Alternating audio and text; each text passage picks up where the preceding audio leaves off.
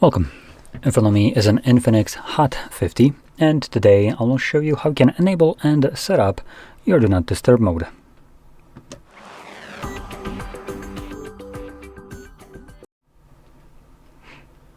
Okay, so to get started, you will want to swipe down from the top right side of your screen, and this will show you the toggles. Now, we're looking for the Do Not Disturb mode toggle, which don't have labels unless you swipe down on them, which then shows you the label for them.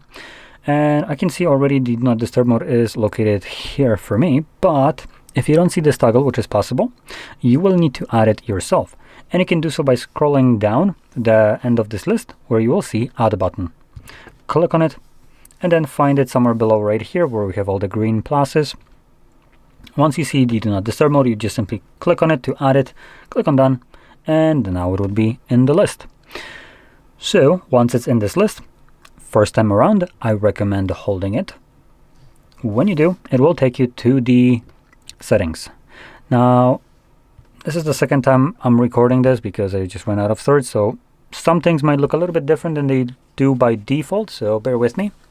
But going over these, under, for instance, calls and notifications, I can select or actually call notifications, sorry, not calls and notifications. So you can select who will be able to not call you, but who you will be notified about trying to call you. So instead of getting calls with this, you get notification that someone is trying to call you instead. And you can choose to have either nobody, everybody, contacts, or favorites show up. Now, for favorites, you will need to go into your contacts application and select, basically set up which contacts are your favorite contacts. Now, additionally, for the call notifications, you have another option, which is the one at the very bottom, allow repeat calls. So this means that when someone tries to call you twice within a 15-minute period, they will completely bypass whatever you have selected right here. So if you selected that no one can call you, if they do twice, this option becomes completely irrelevant. Now, another option here is the app notifications. You can just kind of select which applications completely ignore the Do Not Disturb mode and still give you notifications. Now, one last thing that I want to talk about is the schedule mode. So generally, this is just the area where you can set it up so the mode will automatically turn on and off on its own at a specified day of the week and start and end time.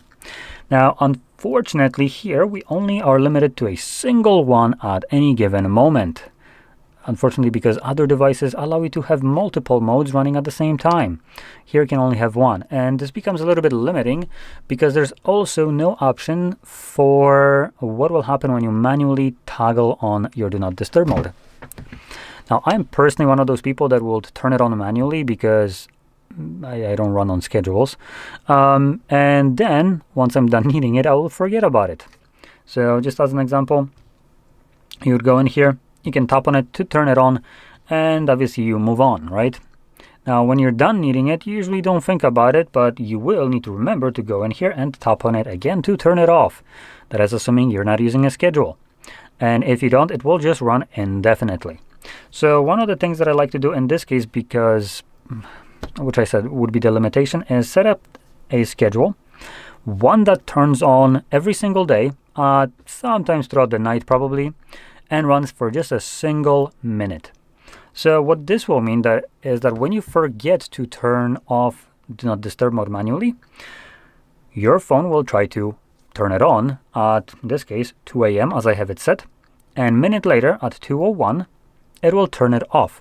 So it won't be turning it on twice, so because the mode is already running, at 2 it's going to try to turn it on, nothing, it's already on, and a minute later it's actually going to turn it off, meaning that you can forget about it and it won't run indefinitely, it just will run till the end of the day. So that's what I like to do, but like I said, that kind of poses another challenge that you no longer can have any other schedule set up if you want to have this kind of safety net. And like I said, other devices do have multiple ones, so that obviously solves that problem, and even other devices have this option to define what will happen when you manually turn it on. So here we just kind of trying to solve a problem that arose from a lack of options.